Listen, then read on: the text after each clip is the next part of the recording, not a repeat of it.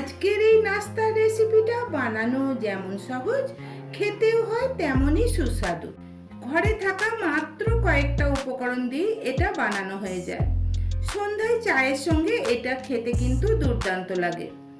নমস্কার, আমি অর্পিতা আর আমার চ্যানেলে আপনাদের সকলকে স্বাগত। আশা করছি আপনারা সবাই ভালো আছেন, সুস্থ আছেন। আসুন তাহলে দেখে নেওয়া যাক আমার আজকের এই নাস্তার রেসিপি।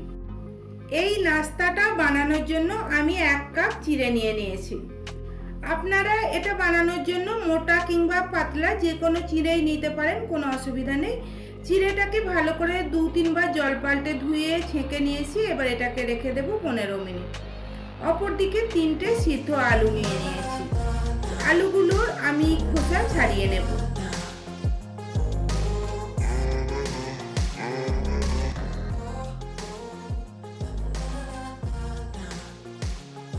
আলুগুলোকে ছাড়িয়ে নেওয়া হয়ে গেছে। অপরদিকে চিড়েটাও 15 মিনিট রাখার পর এটা ভালোভাবে ভিজে গেছে।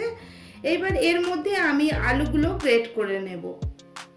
আপনারা চাইলে ম্যাশার দিয়ে ম্যাশ করেও নিতে পারেন, তাছাড়া হাত দিয়ে মেখেও নিতে পারেন।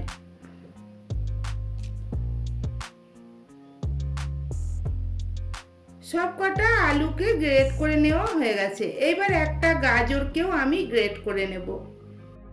তবে আপনাদের কাছে সবজি যদি না থাকে তাহলে সবজিগুলো স্কিপ করতে পারেন।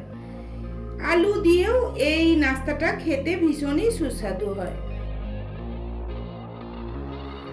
গাজরটা গ্রেট করে নেওয়া হয়ে গেছে।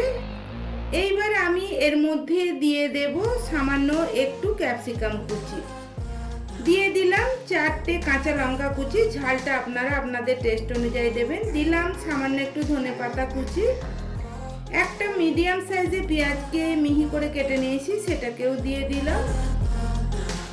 অল্প এক টুকরো আদাকে আমি গ্রেট করে দিয়ে দিলাম।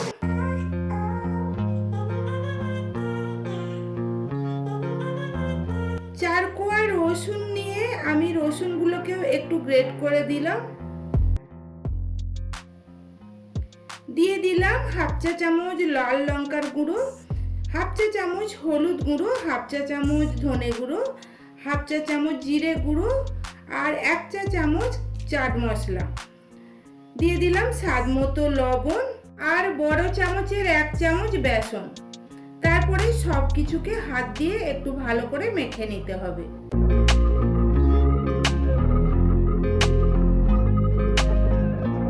সব কিছুকে ভালো করে মেখে নেওয়া হয়ে গেছে। এবার হাতে একটু তেল লাগিয়ে নিলাম। তারপরে মিশ্রণ থেকে অল্প একটু মিশ্রণ নিয়ে এটাকে একটু এইভাবে গোল করে নিলাম। এখন 2 হাতে তালু দিয়ে এটাকে একটু চ্যাপ্টা করে একটা কোফতার আকারে বানিয়ে নিলাম। তবে আপনারা চাইলে লম্বা কিংবা ত্রিকোণ কিংবা চৌকোণ শেপেও এটাকে বানাতে পারেন। একটা কোফতা বানানো হয়ে গেছে, আমি আর একটা কোফতা বানিয়ে আপনাদের দেখাচ্ছি। তবে বন্ধুরা, বাড়িতে যদি কোনো হঠাৎ করে অতিথি এসে যায় তাহলে আপনারাও এইভাবে চিড়ের কোফতা বানিয়ে চায়ের সঙ্গে সার্ভ করতে পারেন। খেতে কিন্তু দুর্দান্ত হয়। সবকটা কোফতাকে বানিয়ে নেওয়া হয়ে গেছে। এবার এগুলোকে আমি ভেজে নেব।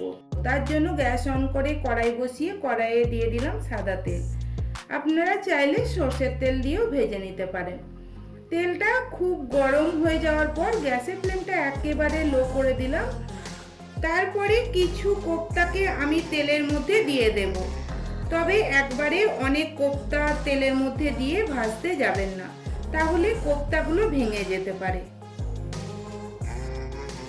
এখন গ্যাসের ফ্লেমটাকে লো টু মিডিয়ামে রেখে এই কোফতাগুলোকে ভেজে নিতে হবে। তবে হাই ফ্লেমে কোফতা ভাজতে যাবেন না, কোফতাগুলো ওপর থেকে ভাজা হয়ে যাবে, ভিতরটা কাঁচা থাকবে। আর এই কোফতাগুলো কুড়কুড়েও হবে না। তাই লো টু মিডিয়াম ফ্লেমে একটু ধৈর্য ধরে নাড়াচাড়া করে কোফতাগুলোকে ভেজে নিতে হয়।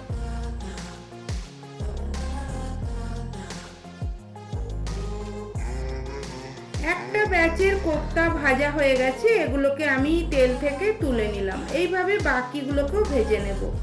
এইবার এই কোফতাগুলোকে আমি একটা প্লেটে সার্ভ করব টমেটো সসের সাথে। তাহলে বন্ধুরা, কেমন লাগলো আমার আজকের এই চিড়ের কোপ্তা রেসিপি? যদি ভালো লাগে বাড়িতে অবশ্যই বানিয়ে দেখবেন। বাড়িতে বানিয়ে থাকলে কমেন্টে আমাকে জানাবেন কেমন হয়েছিল। রেসিপি ভালো লাগলে লাইক করে বন্ধু বান্ধব আত্মীয় পরিজনদের মধ্যে শেয়ার করে দেবেন। আর আমার চ্যানেলটা প্লিজ সাবস্ক্রাইব করে দিয়ে পাশে থাকা বেল নোটিফিকেশান অল করে রাখবেন, যাতে আমি ভিডিও আপলোড দেওয়ার সাথে সাথেই নোটিফিকেশান আপনাদের কাছে পৌঁছে যায়। সবাই ভালো থাকবেন, সুস্থ থাকবেন। ধন্যবাদ।